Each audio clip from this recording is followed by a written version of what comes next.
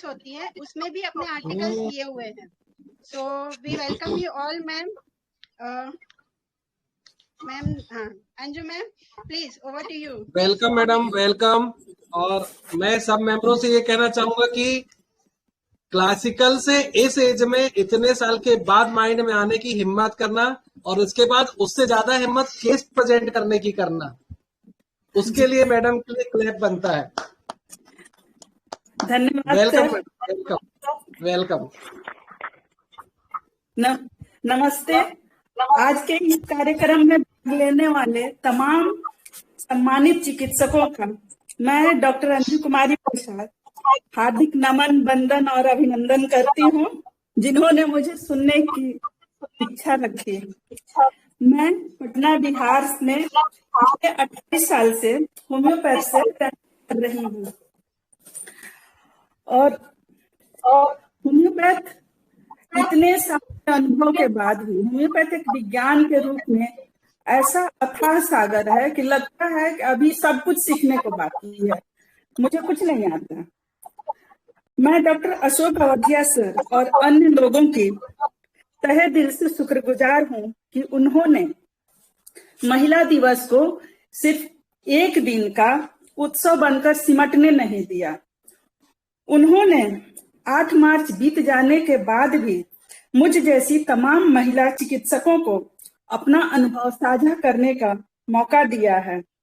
आज जब हम हर ओर महिलाओं को पुरुषों के साथ कंधे से कंधा मिलाकर चलते देखते हैं तो यह कोई बड़ी बात नहीं लगती है, लेकिन यहाँ तक पहुंचने में बहुत कठिनाइयों का सामना करना पड़ा है। इतिहास में जाकर हम देखें तो यहाँ महिला चिकित्सकों को पहुंचना इतना आसान नहीं था।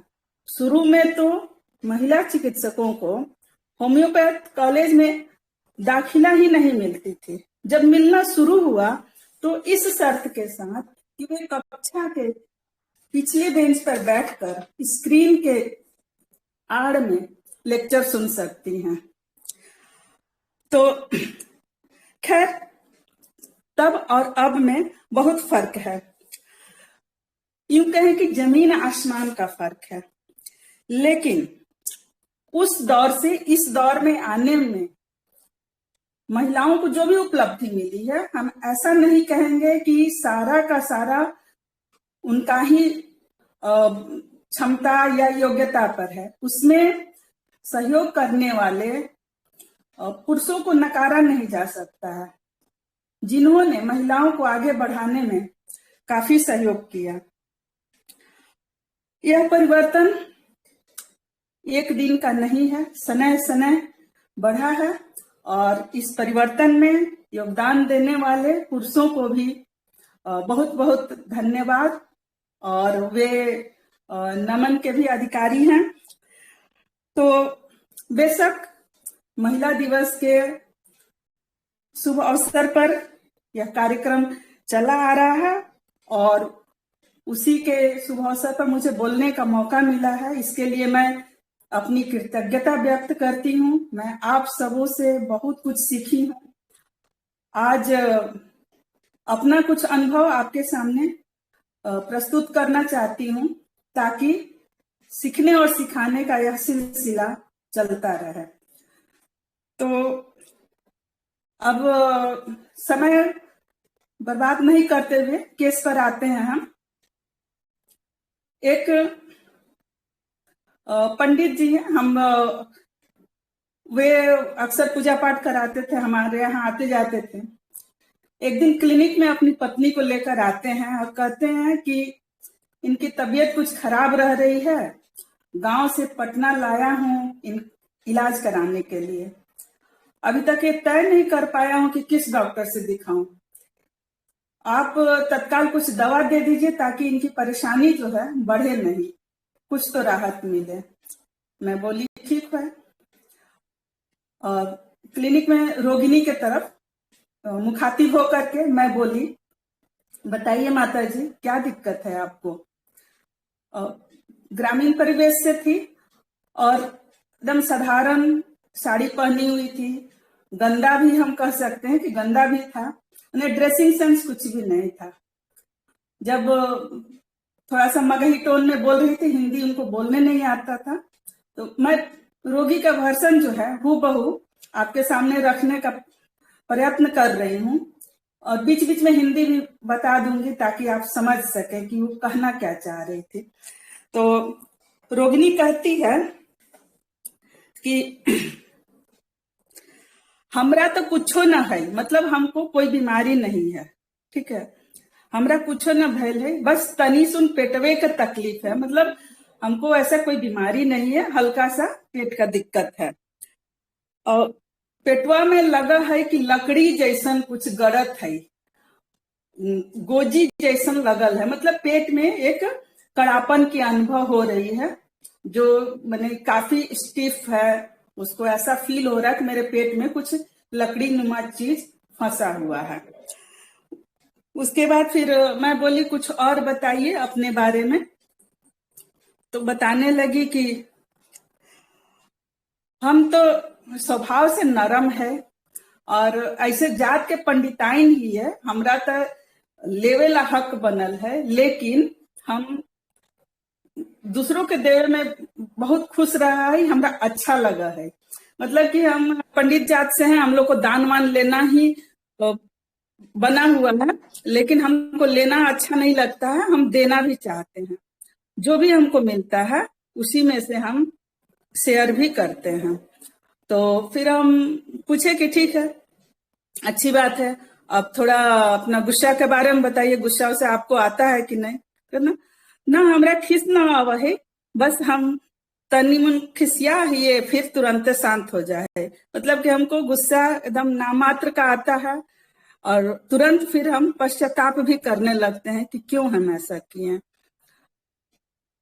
फिर पूछे कि अच्छा और कुछ बताइए, सामान वगैरह कैसे रखती हैं आप, अपने घर का काम को कैसे मैनेज करती हैं, तो उस पर रोगिणी का जवाब था, हमरा सामान मान सरियावे ना आवा है, और ना हम सरियावे में बेकार के टाइम हम लगावा ही है, काम धाम करके दुआरा पर बैठ जा है और भाट विकार के कुछ कुछ देते रहा है। इसका मतलब ये हुआ कि वो कहे कि हमको घर में सामान वान अच्छे से अरेंज करके रखना अच्छा नहीं लगता है, जो जरूरी काम है कर लेते हैं और दरवाजे पर बैठ जाते हैं, जो मेरे पास रहता है उसमें से जो भी भिखारी या मांगने वाला आता है सबको कुछ कुछ देते रहते, मेरा रोज का नियम है, कुछ न कुछ हम दान करते हैं। बस हमको सारा क्लू मिल गया, एक खुराक दवा उनको दिए प्लासिबो के साथ बना करके, और बोले 1 सप्ताह में बताइए। तो हुआ यूं कि 1 सप्ताह तक इंतजार करते रहे, पंडित जी आए नहीं, फिर लेकिन हमको अंदर से पूरा अपना विश्वास था कि माइंड टेक्निक सीखे हैं और माइंड टेक्निक पर सारा रूब्रिक सही सही लगाकर दवा दिए हैं, दवा तो काम करना ही चाहिए। ये आ क्यों नहीं रहे हैं पंडित जी बताने के लिए, ये समझ में नहीं आ रहा था। फिर अचानक 2-3 महीना के बाद पंडित जी आए और उनको खुजली का प्रॉब्लम हो गया था, बोले कि मैडम हमको 2-4 खुराक दवा दे दीजिए, बड़ी शरीर में खुजली हो गया है। तो दवा देने के क्रम में पूछे कर माता जी का क्या हाल है, तब वो बताएं कि नहीं आई थी, उनको तो बोले थे कि जाके मैडम को बता दीजिएगा। अरे क्या बताएं, आप जब दवा दिए सुबह वाला पहला खुराक खाएं, उसके बाद से उनको बार बार मल होता था, और तो हमको लगा शायद पेट खराब हो गया, पूछे दवा ला दें, तो कह रहे बता रही हैं कि नहीं दवा की जरूरत तो नहीं है, हम जब जा रहे हैं तो कभी हवा खारिज हो रहा है, कभी मल निकल रहा है, लेकिन मन बहुत हल्का लग रहा है, पहले से हम खाना पीना भी ज्यादा खा रहे हैं, पेट भी कुछ हल्का लग रहा है। तो उनको गैस कब्ज का प्रॉब्लम रह रहा था, रिलीफ आने लगा। करते करते 24 घंटा मैंने आज सुबह से लेके कल सुबह तक यही सिलसिला चलता रहा। भोर में एकदम घबराई हुई गई और पंडित जी को जगा के ले गई कि देखिए मेरे शरीर से कुछ निकल गया है, एकदम पेट हल्का लग रहा, हमको पता ही नहीं चल रहा कि है क्या इसमें, क्या निकला। लाइन कटा हुआ था, उनके यहाँ इन्वर्टर की व्यवस्था नहीं थी, टॉर्च लेकर गए तो इंडियन टॉयलेट था, 1 फीट लंबा, बता रहे हैं कि उसमें कुछ पड़ा हुआ था। उस पर जब पानी का छींटा डाला जाता था कि नीचे की ओर स्लिप करे तो ऊपर आ जा रहा था। पंडित जी घबरा गए कि है क्या, फिर लकड़ी लेकर के उसको डिस्टर्ब किए तो थैली फट गया, उसमें से बहुत सारा कीड़ा बाहर निकला। अब पंडिताइन का जो डर था वो खत्म हो गया।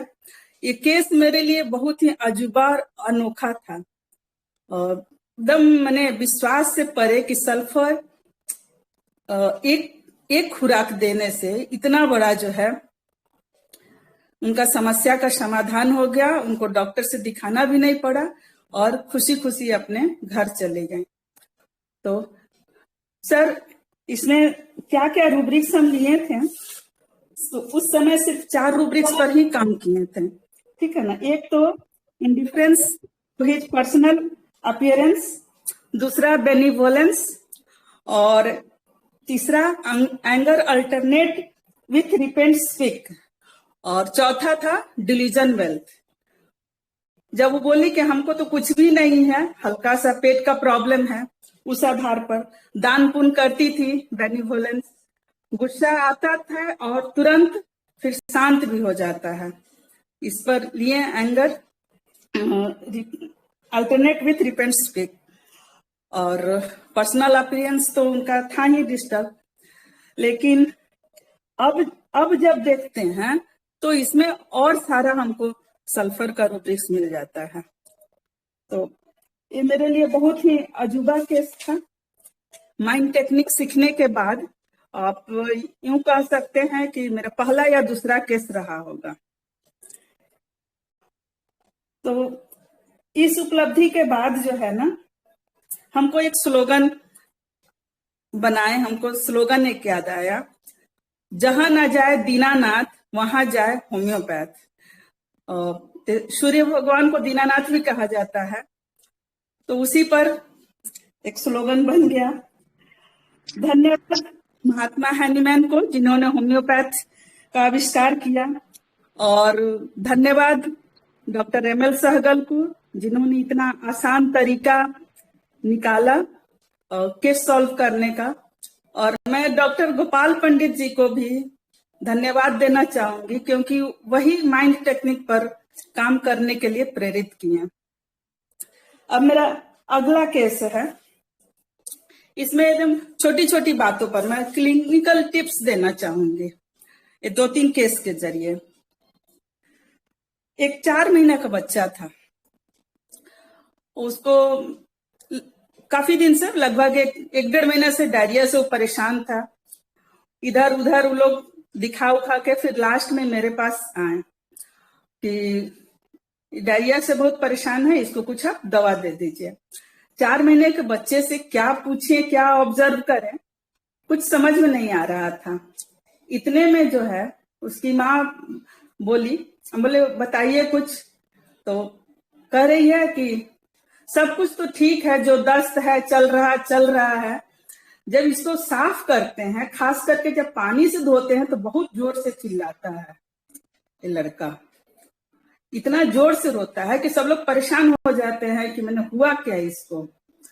बस हमको मिल गया वहां से एक रास्ता, एवर्जन टू बाथ और सल्फर 30 दिए, डायरिया खत्म। एक दूसरा केस, 12 साल का बच्चा, पूरे शरीर में खुजली और पीला पीला फोड़ा फोड़ा जैसा घाव हुआ था। उसको पहले तो दर्द ज्यादा था, तकलीफ ज्यादा था, तो हिपरसल्फ दिए, लेकिन कोई फायदा नहीं हुआ। 1-2 बार के बाद उसकी माँ आके बताई कि बच्चा नहाना नहीं चाहता है, इतना घाव हो गया है, फिर भी सफाई से इतना दूर भागता है, इसको नहलाना जो है बहुत कठिन काम है। फिर इस आधार पर उसको फिर हम दिए सल्फर 30, वो केस भी सॉल्व हो गया। इसके बाद एक और केस सर्दी का, नेजल पॉलिपस था। उसका जब केस टेकिंग कर रहे थे तो उसमें एमन म्यूर आ रहा था, लेकिन उसके दादाजी बोले कि ये नहाना एकदम नहीं चाहता है मैडम, इसको कुछ ऐसा भी दवा है क्या जो नहाने के लिए प्रेरित करे? बिल्कुल ही नहीं नहाना चाहता है और सीखना तो बिल्कुल नहीं चाहता, कहता है कि हम जो जानते हैं बहुत है, कुछ भी नया चीज सीखना नहीं चाहता है। तो वहां हमको 2 रूब्रिक्स मिल गया, एवर्जन टू एजुकेशन और एवर्जन टू बाथ। अभी वो अंडर ट्रीटमेंट है, उसका पॉलिपस आधा से ज्यादा गल चुका है, 1 महीना से है इलाज में। बहुत दोनों नाक ब्लॉक था पॉलिपस से, और सर्दी छींक ये सब जो था वो सारा खत्म। और अच्छा, एक और बच्ची थी 7 साल की, उसको कॉन्स्टिपेशन का शिकायत था और जब भी उसको शौच आता था तो पर्दा के पीछे छुप जाती थी। तो इसमें एलन की नोट में है, वो अकाउंट्स ऑफ पेन करके लाइन मुझे याद नहीं है, सल्फर का ही है कि बच्चा जो है डर से, शौच जाने के डर से छुपने लगता है, उसको सल्फर 200 देना पड़ा था। 200 के बाद बच्ची बिल्कुल ठीक हो गई और उसका पेट का प्रॉब्लम बिल्कुल सॉल्व हो गया। एक और केस, मेंटल केस हम बता रहे हैं आपको, हाइपोसाइमस से। बड़ा जल्दी उसमें हमको रिजल्ट मिला था माइंड टेक्निक से ही। एक पिता अपने पुत्र को लेकर आते हैं, लगभग 32 वर्षीय, और पुत्र वधू भी है, साथ में पोता भी है। क्लिनिक में आते हैं और कहते हैं, मैडम मुझे बहुत शर्मिंदगी हो रही है कि मैं अपने जवान पुत्र को लेकर आया हूं, इसकी हरकतें तो और भी शर्मनाक है। मैं पूछी क्या हुआ, तो बोलने लगे कि पिता बड़ी कातिर स्वर में बोले कि क्या बताऊं, इसको इतना गुस्सा आता है, इतना गुस्सा आता है कि पत्नी को मारने दौड़ता है, या कभी कभी तो मार भी देता है, और इसको शक बहुत ज्यादा आता है। हमको भी अगर खाना देती है तो इस शक के निगाह से देखता है। ऐसा पहले नहीं था, लेकिन इधर कुछ दिन से ऐसा हो गया है। क्या करें? एलोपैथ में जाएंगे तो वहां पर तो मेंटल दवा इस तरह से देगा कि और बर्बादी हो जाएगा। कुछ आप कीजिए, मेरे घर का शांति भंग हो गया है इस लड़का के वजह से। तो फिर सारी बात सुनने के बाद हम बोले अच्छा ठीक है, बात करते हैं रोगी से। पेशेंट को पूछे कि हाँ क्या ये सारी बातें सच है? रोगी कह रहा है जी हाँ बिल्कुल सही कह रहे हैं पापा। तो फिर मैं पूछती हूँ क्या आपका स्वभाव यही था या कुछ दिनों से हो गया है? रोगी कहता है नहीं मैडम, पहले ऐसा नहीं थे, इधर कुछ दिनों से ऐसा होता है। मैं अपने आप में नहीं रहता हूँ, गुस्सा ठंडा होने पर काफी देर बाद पश्चाताप होता है। तो तब फिर हम पूछते हैं अच्छा आप वह समय घटना बताइए जब आपको पहली बार हुआ था, जब पहली बार इस तरह का आपका मानसिक स्थिति हुआ था, उस समय आपके साथ क्या वैसा घटना हुआ था जब आप पहले नहीं थे, अब ऐसा हो गया, आप सोच कर बताइए। तो रोगी कह रहा है कि जब मैं बिजनेस में फेल हुआ था उसके बाद से ऐसा हुआ है। मैं और मेरा बड़ा भाई दोनों मिलकर बिजनेस करते थे, अब हम लोग में बंटवारा हो गया है। हम जो पार्ट देखते थे वो भैया ले लिए, भैया वाला हमको दे दिए। उस बिजनेस में हमको कोई अनुभव नहीं है, जिसके कारण जो है कि अब बिजनेस में घाटा हो गया। उस बिजनेस में है कि जो दूसरे लोगों के टच में रहना है, उनको पीने खाने का आदत है, हमको भी पिला खिला दिए तो बुरा लत भी लग गया है। उसके बाद से ही ऐसा मेरे साथ हो रहा है। ये सारा बंटवारा का ही दुष्प्रभाव है। तो अब मैं विफल हो गया हूं और गलत संगत में भी पड़ गया हूं। अब क्या करें, हमसे ऐसा हो जाता है।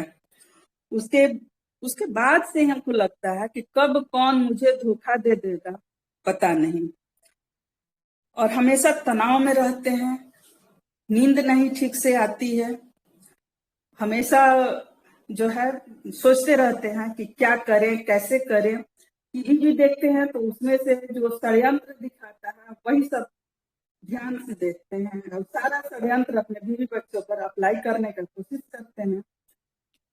तो हम क्या करें, हम खुद से परेशान हैं।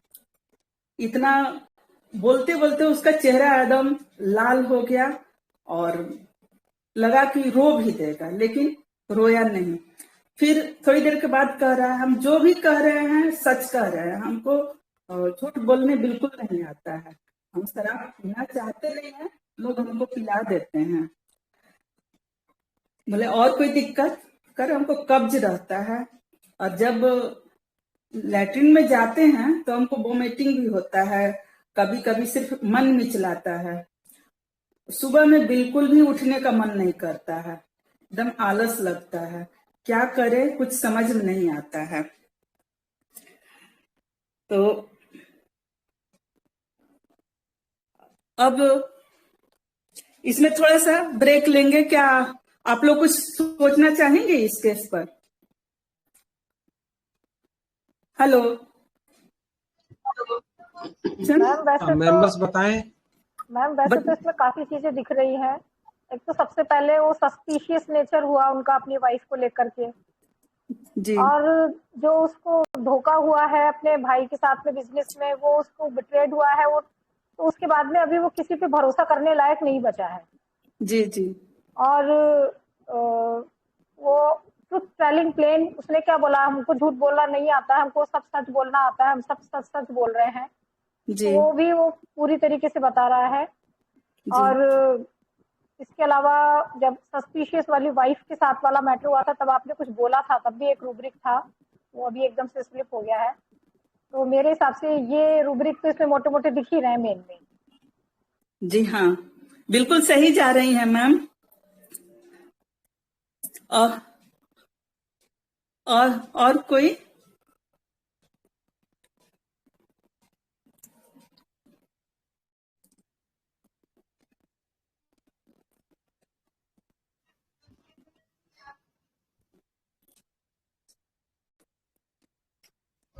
सर डिस्कस करती हूँ। हाँ जी, हाँ जी। हाँ तो सर इसमें पहला रूब्रिक्स हम लिए थे फियर बिट्रेड ऑफ बीइंग, दूसरा था रेज, तीसरा ट्रूथ टेलिंग प्लेन, और चौथा था फियर इंज्यूर्ड ऑफ बीइंग, पांचवा डिल्यूजन रॉन्ग हैड सफर्ड, और छठा bad desire to remain in. और मेडिसिन आया हाइसाइमस 30 का एक खुराक दिए, और साथ में आरएस दिए, और लिक्विड फॉर्म में और ग्लोबुल्स में भी दिए, 1 महीना के लिए देकर भेजे। 1 महीना के बाद उसके पापा आए, काफी खुश, और अभी तक उसको दवा का जरूरत नहीं पड़ा, अब अच्छा से बिजनेस कर रहा है, और गांव छोड़ करके अभी पटना में ही रह रहा है, यहीं पर बिजनेस अपना सेटल कर लिया। तो इतना चमत्कार होता है माइंड टेक्निक पर दवा चुनने के बाद। क्लासिकल में जब करते थे तो हम लोग बहुत कुछ सोचना पड़ता था उसका, तो काफी लेंदी। इसमें इतना आसानी से दवा निकल जाता है कि कुछ कहने लायक नहीं।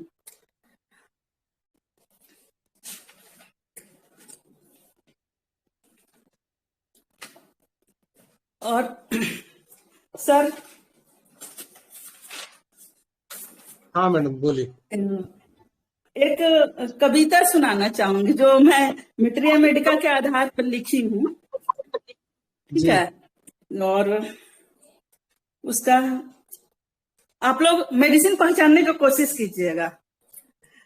तन कुबड़ा श्याम रंग, तन कुबड़ा श्याम रंग, सूखापन जिसके अंग अंग, सुस्ती में वो महाराज जिसकी नहीं जरूरत आज, मलह जला लंबा कड़ा, मन है जिसका चिड़चिड़ा। प्रलाप करे वह रोजगार की, चुप्पी भी उसमें मजेदार की। जल पीता वह लीटर लीटर, पर चल नहीं पाता एक भी मीटर। दर्द में चुभन सुई सी, दबाओ तो भागे छुई नू सी। बताओ कौन है वह अलबेलिया।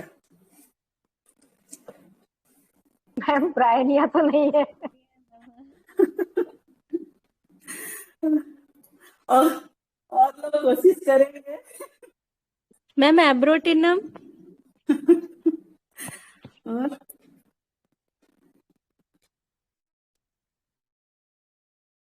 स्टिचिंग पेन, ब्रायनिया और लीटर लीटर पानी, मतलब लॉन्ग इंटरवल, लार्ज क्वांटिटी, ये मुझे बाहर लगा, इसीलिए।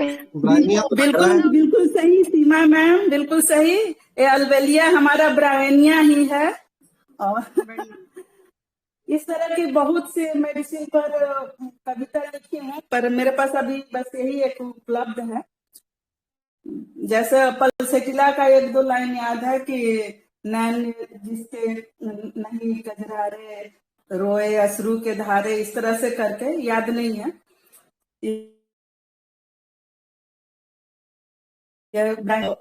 फिर कभी मौका मिलेगा तो मैं अपनी कविता सुनाऊंगी। ऐसे होमियो गगन में काफी दिन से छपा है, होमियो दर्पण में भी छपता था मेरा लेख।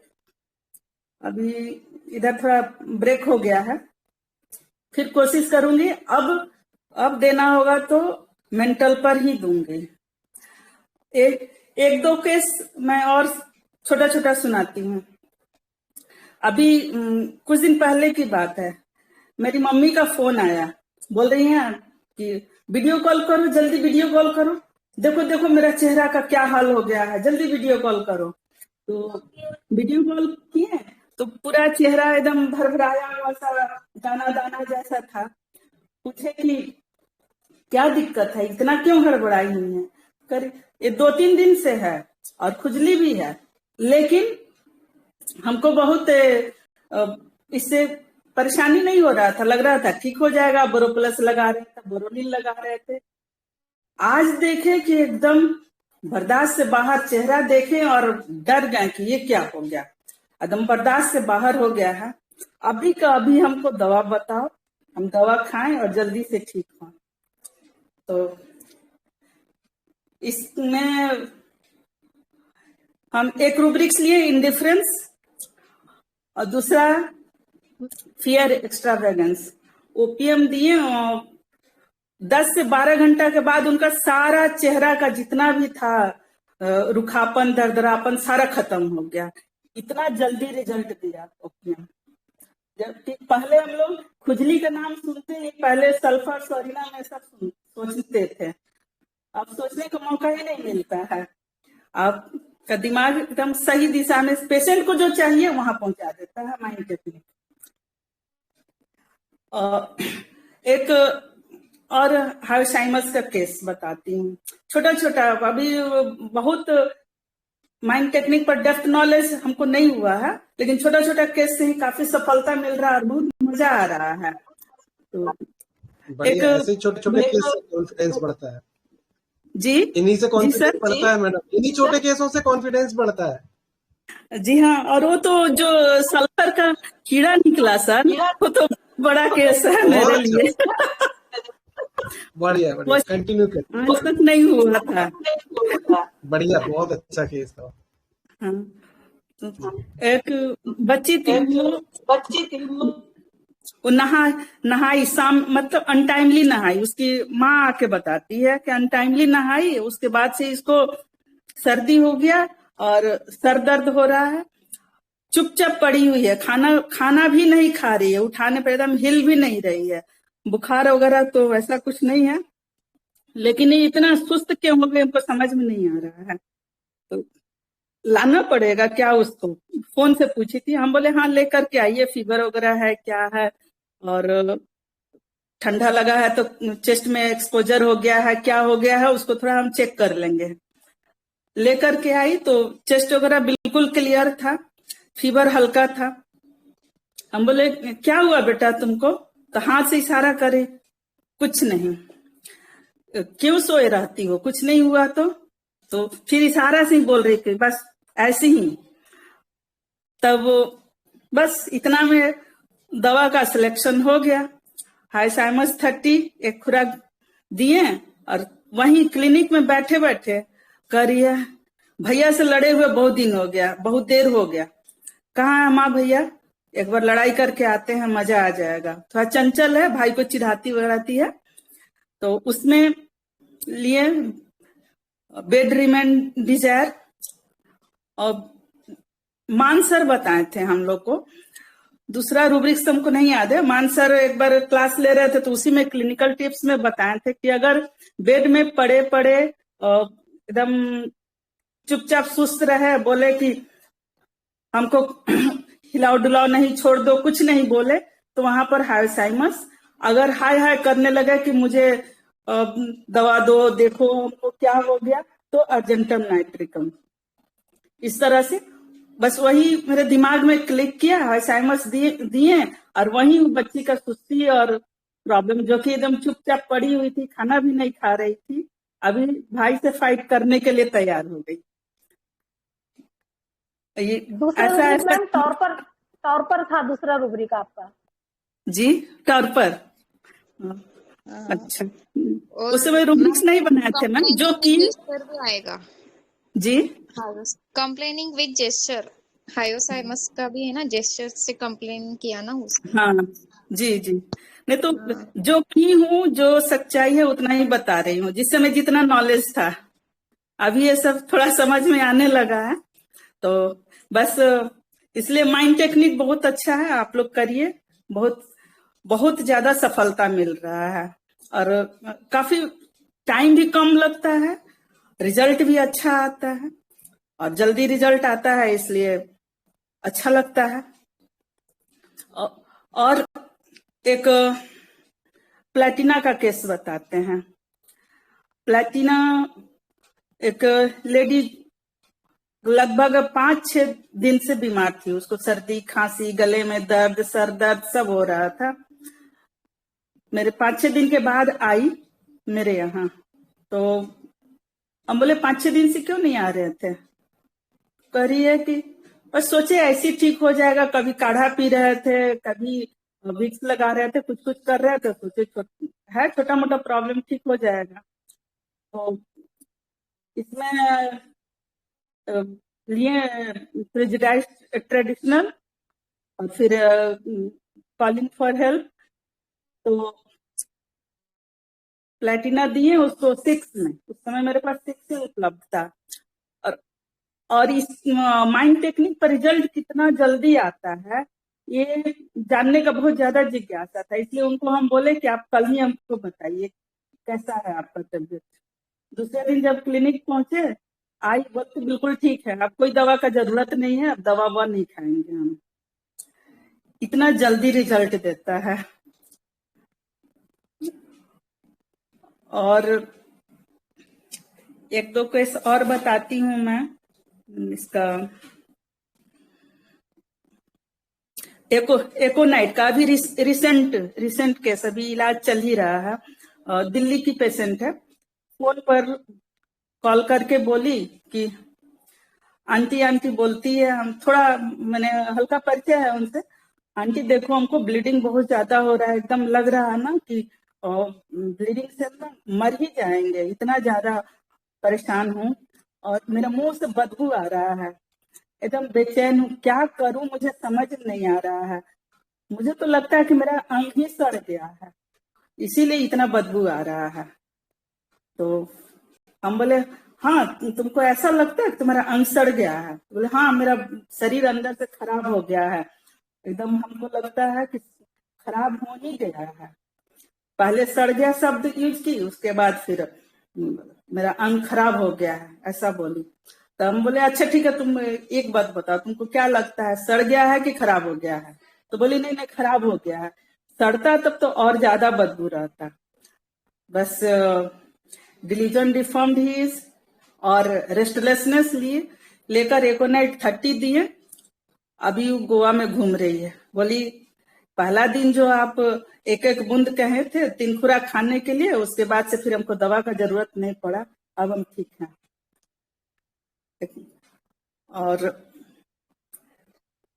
और एक आपको किस बताते हैं, ओपियम का है। उसका चेहरा में मस्सा था और तिल था, काफी उभार था। तो आई और बोलती देखिए तो क्या हो गया है, क्या हो गया है। बोले बताओ क्या हो गया है। कर जो भी हो, हमको देखने में अच्छा नहीं लग रहा, जितना जल्दी हो सके इसको ठीक कर दीजिए। पूछे कितने दिन से है, तो बोले लगभग 1-1.5 साल से है। तो बोले 1-1.5 साल से है तो इसका इलाज नहीं करवाई। नहीं, हम सोच रहे थे कि अपने हुआ है अपने निकल जाएगा। और काफी मैंने बड़ा बड़ा ही था, यहाँ से यहाँ तक पूरा भरा हुआ था। हम कह रही है कि हाँ, सोचे कि हो जाएगा, ठीक हो जाएगा, इसलिए नहीं आए। तो वही फिर आज क्यों आई, तो आज एकदम लगा कि और ज्यादा बढ़ते जा रहा है, इसका संख्या भी बढ़ रहा है, साइज भी बढ़ रहा है। तो सोचे अब तो दवा लेना ही पड़ेगा, और भागे भागे आपके पास आए। तो उसमें भी बस वही 2 रूब्रिक्स लगाए, इंडिफरेंस और फियर एक्स्ट्रावेगेंस, ओपीएम दिए, और सारा फट फट के उसमें से पानी जैसा निकल के, और लगभग 2 से 3 महीना में एकदम चिकना हो गया। पता ही नहीं, अब तो अभी भी आती है, पता ही नहीं चलता है कि वहां पर कुछ था भी पहले। इतना अच्छा रिजल्ट दिया। और एक केस नेट्रम का बताती हूँ। एक एकदम लगभग 45 साल की लेडी थी, रंग तो सांवला ही था, लेकिन आके कह रही है देखिए मेरा चेहरा कितना काला हो गया है। आज हम अपना चेहरा देखें आईना में तो हमको लग रहा है कि हम बहुत बदसूरत हो गए हैं।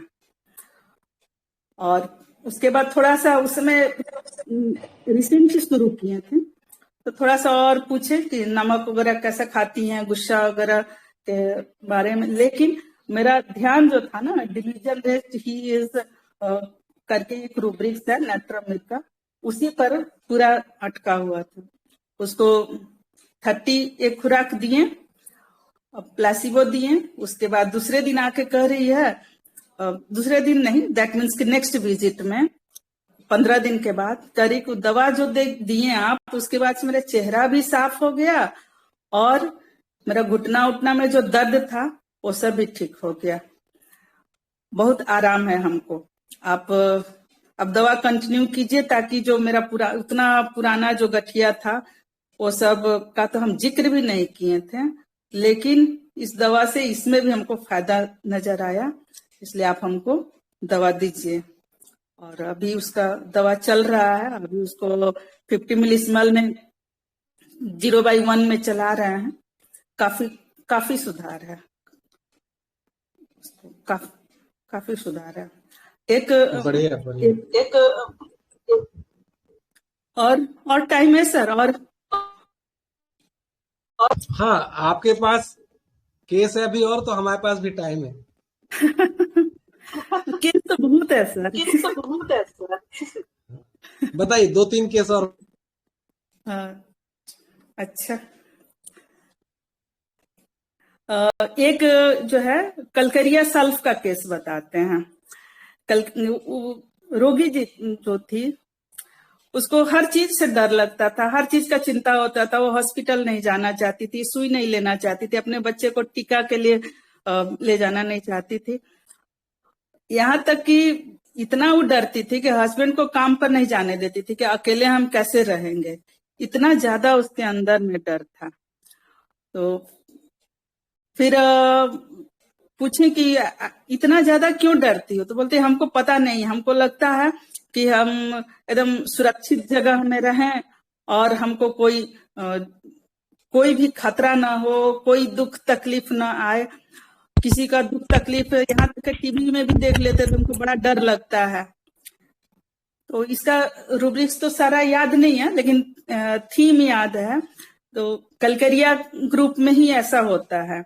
कलकरिया ग्रुप के जो पेशेंट होते हैं उनको हर चीज से दुख लगता है, उनके पास दुख का भंडार रहता है, सब चीज हॉस्पिटल जाने से डर, डेंटिस्ट के यहाँ जाने से डर रहता है। लेकिन कार्ब और सल्फ में अंतर ये रहता है कि सल्फ का जो है बैक में जाने पर, मैंने पास्ट हिस्ट्री, उसमें घाव, फोड़ा, फुंसी, ये सब का इतिहास मिलता है।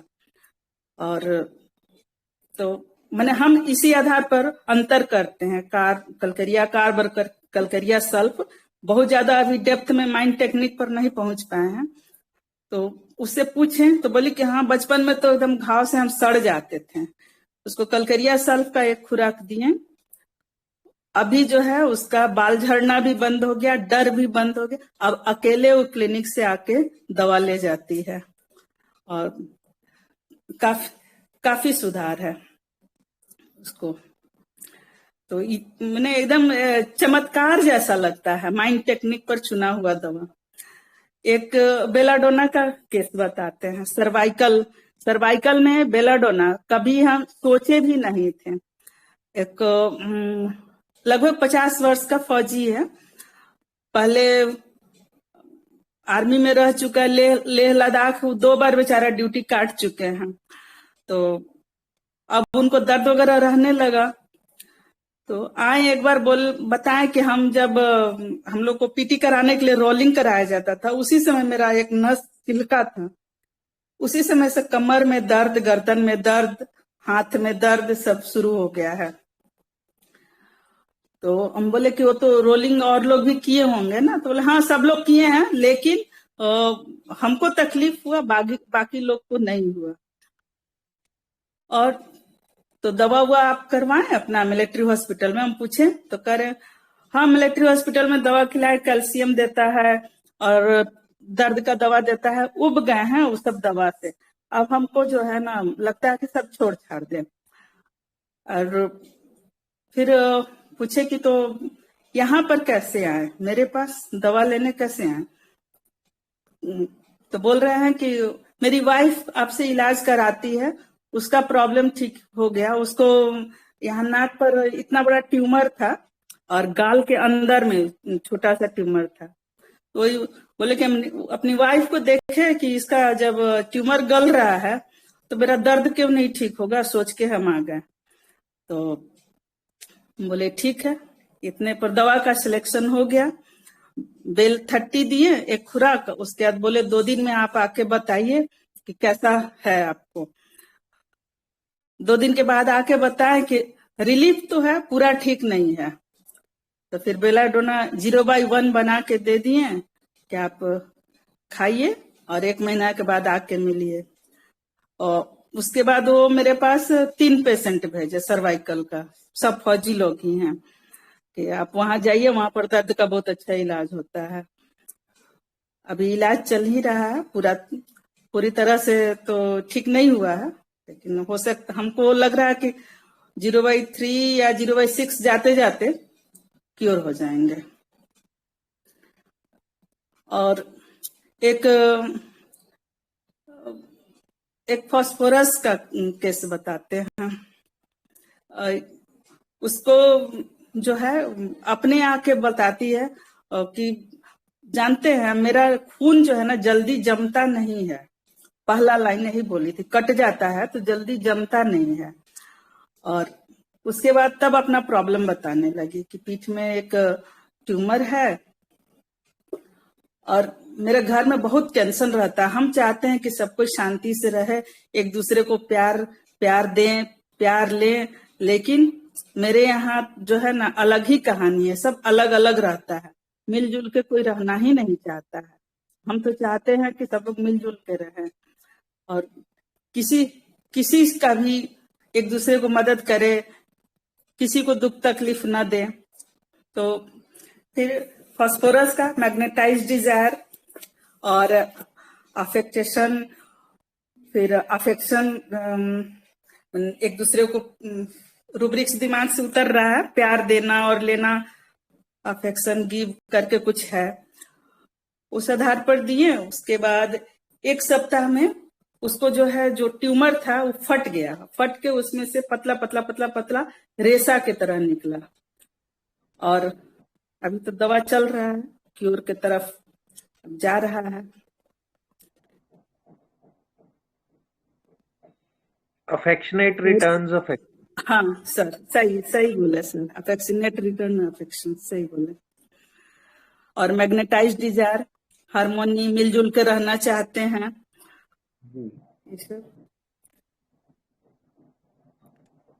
काफी अच्छा लगा। तो जी आज हमने ये देखा जी कि एक क्लासिकल करने वाला शख्स जो इतनी एज के बाद माइंड पे आता है और कितने अच्छे से केस सॉल्व करता है, कितने बढ़िया केस सॉल्व करते हैं।